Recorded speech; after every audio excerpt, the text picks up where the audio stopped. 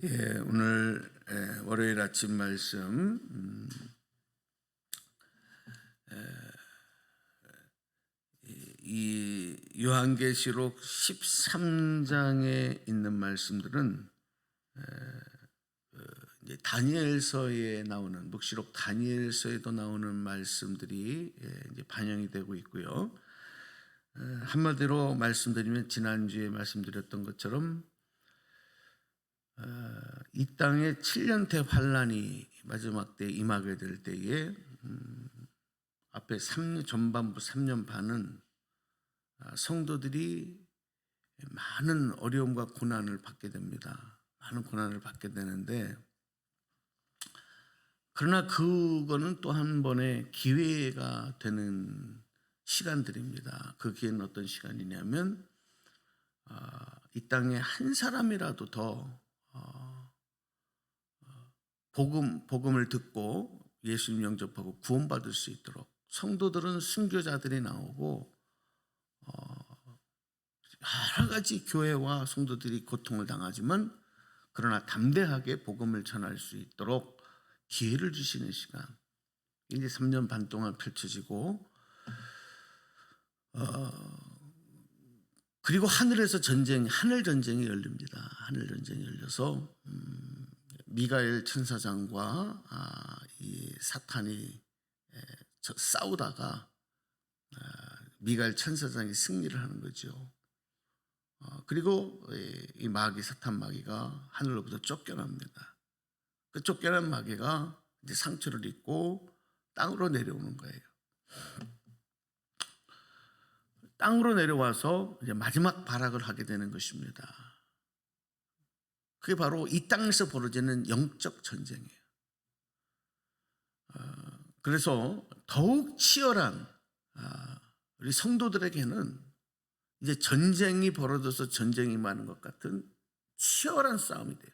그 신앙생활이 이제는 그냥 평화롭게 할 수 있는 신앙생활이 아니라 에스더에 나오는 왕비 에스더의 신앙 고백처럼 목숨을 걸고 생명을 걸고 해야 되는, 죽으면 죽으리라고 하는 다짐이 없으면 믿음을 지킬 수 없는 그런 상황들이 벌어지는 겁니다.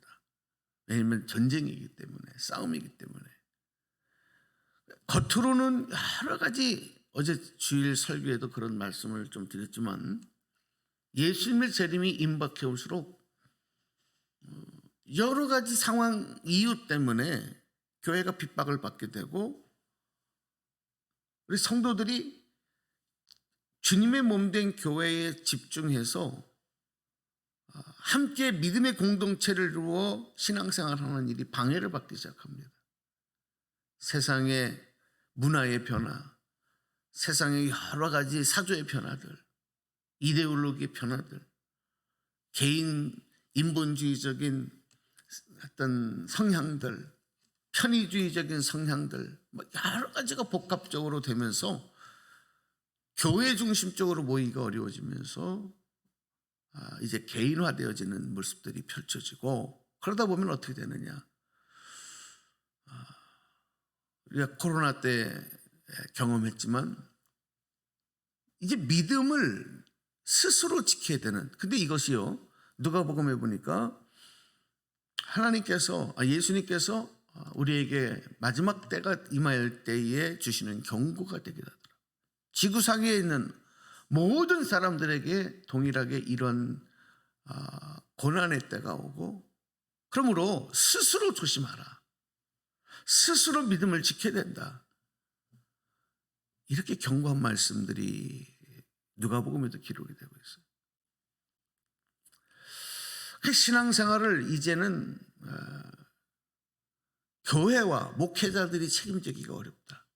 이유는 뭐냐면 교회의 권위가 떨어졌어요. 목회자의 권위가 떨어졌어요. 하나님의 말씀의 권위가 점점 그 능력을 잃어버려요. 마지막 때가 올수록 그렇게 된단 말이에요. 그러니까 결국은 믿음을 내가 스스로 지켜야 돼요. 그리고 이 땅에 하나님께서 남겨주신 남은 자들이 있습니다. 그들을 통해서 교회가 그 사명을 주님 오실 때까지 감당하고 나가야 돼요. 바로 이 새벽같이 나오셔서 제단의 불 밝히며 기도하는 여러분들이 마지막 시대의 남은 자인 줄로 믿습니다. 그러니까 목숨을 걸고 감당해야 돼요. 그러니까 여러분, 우리 권사님들은, 새벽 기도 성도님들은 아프시지도 말아야 돼. 할렐루야. 아프시지도 말아야 돼. 주님 나라 갈 때까지 아파도 안 돼. 왜? 아프면 사명 어려워요. 치매도 걸리면 안 돼.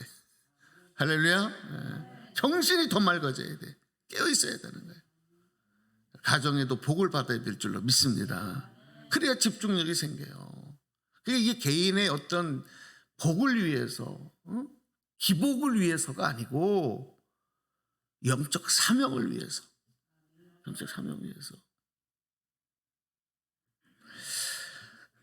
이제 오늘 13장에서 말씀은 이 땅에서 벌어지는 이 영적 전쟁에 대한 말씀을 이제 말씀하고 있는데, 그렇습니다. 사탄이 하는 일은, 마귀가 하는 일은 하나님의 구원의 대계획을 방해하는 일을 하는 거예요. 왜? 하나님과 대적하는 세력들이 사탄이기 때문에. 그러면 이 땅에서 사탄이 제일 공격 대상으로 삼는 대상은 누구겠습니까? 불신자들일까요? 아닙니다. 그들 안에는 하나님의 생명, 예수 그리스도의 생명이 없어요. 이미 하나님께로부터 떨어져 나온 자들이기 때문에 그들은 굳이 사탄이 그냥 가지고 자기들 밥으로, 자기들 종으로 유린하지, 굳이 그들을 공격할 필요가 없어요. 내버려둬도 죽을 거, 내버려둬도 심판받을 대상들이니까. 그러면 누구냐? 구원받은 하나님의 자녀들, 예수의 생명으로 살아가는 자들이 바로 타깃이 되는 거예요.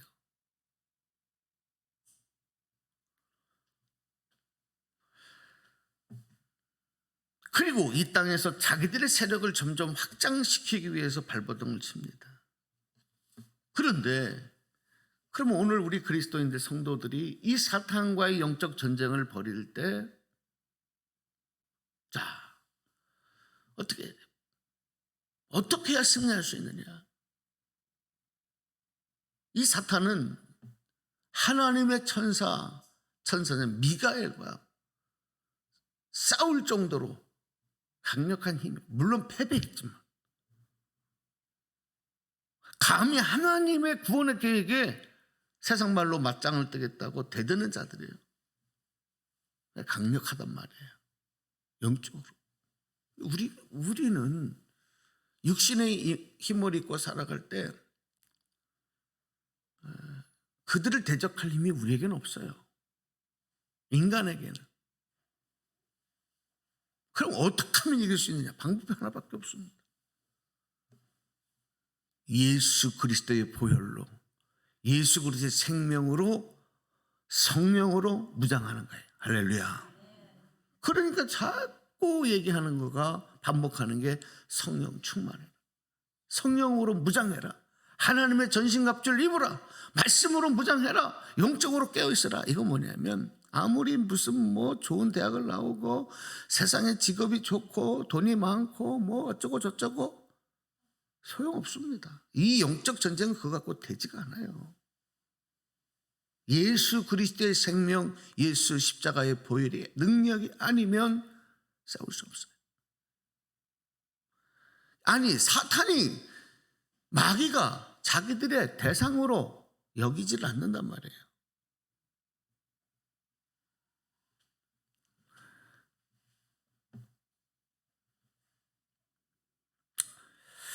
우리가 하나님의 말씀으로 무장할 때, 이 말씀은 뭐냐? 우리 성경에도 기록이 되잖아요. 말씀은 검입니다. 검. 공격무기예요. 말씀은 화살입니다. 공격무기입니다. 응? 그러니까 이 말씀이, 우리가 이제 말씀을 암송하기도 하고 또 기도하기 전에 말씀을 듣고 기도하잖아요. 이건 공격무기예요. 누구를 향한 공격이냐? 응? 우리 이웃을, 사람을 공격하는 게 아니에요. 마귀, 악한 마귀와의 싸움에서 공격 무기야. 여러분 이기기 위해서는 이 공격 무기가 좋아야 돼요. 물론 방어 무기도 좋아야 되지만 승리하기 위해서는 방어 무기만 좋아서는 이길 수 없어요. 공격 무기가 있어야 되는 거예요. 그리고 그리스도를 중심으로 모여야 돼요. 모여 있어야 돼요. 예수님 그리스도께 붙어 있어야 되는 거예요. 그래야 이길 수 있어요. 내 힘으로는 안 됩니다. 그러면 우리에게는 예수의 능력과 말씀의 능력이 함께하기 때문에 악한 사단을 향해서 우리는 호령할 수 있고 외칠 수 있어요. 예수의 이름으로, 예수의 능력으로 선포할 수 있는 줄로 믿습니다. 예수의 이름으로 명하노니 악한 사단 마귀야 물러가라, 떠나가라. 여러분 선포할 때에 우리 대적 악한 마귀는 일곱 길로 도망가는 역사, 예수의 권세 앞에 복종하고 무릎 꿇는 역사들이 나타나는 줄로 믿습니다. 왜 예수 중심이 돼야 되느냐? 왜 말씀으로 무장이 되느냐? 이게 공격무기이기 때문에. 그리고 여러분들이 영적으로 어려움을 당할 때 말씀으로 무장하고 예수 십자가의 보혈의 능력으로 무장하고 난 다음에는 여러분 나는 없어요. 나는 아무것도 안 해요. 예수의 이름으로 선포하시기 바랍니다. 명령하시기 바랍니다. 네? 요즘에는 보면은 뭐 이상한 사역자들, 뭐 이상한 영을 받은 사람들이 와서 뭐 귀신을 쫓아내고 뭘 어쩌고 저쩌고 여기에 그냥 열광이 되어지고 뭐 그 사람이 엄청난 무슨 능력이 있는 것처럼. 아닙니다. 무슨 그 사람에게 능력이 있어요? 우리도 할 수 있어요. 나도 할 수 있는 거예요. 담대한 믿음과 확신과 그리고 예수의 생명이 내 안에 있으면 예수의 이름이 선포되는 곳에서 여러분 산을 들어 바다에 던지고라도 되는 역사, 악한 마귀가 일곱 길로 도망가는 역사, 떠나가는 역사들이 나타나는 줄로 믿습니다. 믿음이에요, 믿음. 만약에 왜 전쟁에서, 영적 전쟁에서 패배하게 되느냐라고 묻는다면 이유는 여기에 있습니다. 그리스도의 보혈의 피로 씻김받지 못하고 하나님의 거룩함을 유지하지 못하고 죄악에 물들어 있고 회개가 부족하고 악한 사단에게 예수의 이름으로 명령하고 그 이름으로 나가 싸우지 못하고 두려워 떨고 그 세력 앞에 지지 끌려다니기 때문에 그러니까 지는 겁니다. 다윗처럼 골리앗을 향하여 담대하게 만군의 여호와 이름으로 외치며 달려갈 때 승리하는 건데 사울과 이스라엘 군대는 그 세력 앞에 두려워 떨기만 했어요. 어떻게 승리할 수가 있었겠습니까? 안 됩니다. 다윗처럼 그렇게 해야 되는 거예요. 만군의 여호와의 이름으로 외치고 나가듯 오늘 우리 그리스도인들은 예수님의 생명 십자가의 능력으로 외치고 무장하고 그 보혈로 씻김받고 있을 때 승리는 하나님의 능력으로 우리에게 임하게 되는 것입니다. 그래서 여러분 우리는 영적인 그리스도의 군사, 하나님의 군대인 것입니다. 그리고 하나님께서는 독수리가 날개쳐 올라감 같은 그 강력한 날개로 우리를 덮어주시고 보호해 주시는 거예요. 우리 찬송도 부르잖아요. 하나님의 보호 아래 우리가 있어요. 그래서 우리에게는요, 순간순간 밀려오는 두려움과 염려, 두려워 떠는 마음들, 염려하는 마음들, 이 마음들이 하나님의 그 크신 능력의 오른손, 능력의 날개로 우리를 덮어주시는 그 은혜도 있을 때 평화로다. 매일 감사하며 영적 전쟁은 펼치지만 우리는 그 가운데서도 하나님의 샬롬의 은총을 누릴 수가 있는 거예요. 할렐루야. 자, 그러면 이 사탄의 마귀가 어떻게 우리 성도들을 공격하느냐? 사단이 하나님의 자녀들을 어떻게 공격하느냐? 그 공격하는 내용들과 방법을 알면 그 공격의 루트, 여러분, 이것을 우리가 먼저 파악하게 되면 더욱 우리가 잘 대처할 수 있어요. 오늘 시간이 이제 새벽에 다 말씀드리기 없지만 이제 1절 2절 말씀만 읽고 오늘 이제 또 계속 이어가도록 하겠습니다. 1절 2절 소리내서 같이 읽어봐요. 시작. 내가 보니 바다에서 한 짐승이 나오는데 뿔이 10이요 머리가 7이라 그 뿔에는 10 왕관이 있고 그 머리들에는 신성모독하는 이름들이 있더라. 내가 본 짐승은 표범과 비슷하고 그 발은 곰의 발 같고 자기의 용이 자기의 능력과 보좌와 큰 권세를 그에게 주었더라. 그래서 용이라는 단어가 나오잖아요. 사탄을 상징하는 겁니다. 사실 이 용이 실제로 존재하는 동물인지 짐승인지는 잘 그건 그냥 상상 속에 만들어낸, 특별히 우리 동양에서는 이 용을 임금들 왕을 상징할 때 이제 용의 그림을 그려 놓잖아요. 그 용의 문양들을 새겨 놓습니다. 그게 이제 왕을 상징하는 거예요. 뭐 예를 들어서 이집트, 애국 같은 데는 독수리, 코브라, 이런 것들, 로마는 독수리, 막 이런 거를 문양으로 상징하듯이 동양에서는 용을 왕의 상징으로 넣습니다. 우리나라도 마찬가지죠. 본문에 이 짐승이 용에게 힘을 얻었고 그래서 권력을 잡았다. 이걸 우리가 잘 좀 이해를 해야 되는데 시간이 다 갔네요. 자, 그 용이 자기의 능력과 권세를 짐승에게 주었는데 이 권세가 뭘 말하냐면 통치권이에요. 그래서 이 사탄이 세상을 지배하는 방법 중에 하나가 뭐냐면 세상의 권력을 이용해서 하는 겁니다. 정치, 경제, 군사력, 이걸 장악한 정권을 사탄이 송두리째 자기들의 종으로 잡아버리는 거예요. 그러면 여러분 굉장히 공격하기가 좋는 거죠. 개인을 사로잡는 것보다. 그러니까 이 방법은 뭐냐? 사악한 지도자들을 만들어내는 거죠. 사악한 정치인들을 만들어내는 거죠. 그런 권력을 만들어내는 거죠. 그리고 엄청나게 많은 사람들에게 약한 영향을 끼치는 것입니다. 자, 그러면 여러분들이 기도하면서 지금 이런 세력들이 누군가? 악한 사단이 누구를 이용해서 이 평화를 깨트리고 하나님의 구원의 역사를 대적하고 있느냐? 이걸 우리가 분별할 수가 있죠. 자, 오늘 여기까지 말씀드리고 이제 나중에 또 이어서 하겠습니다. 영적 전쟁은 그래서 단순하지가 않습니다.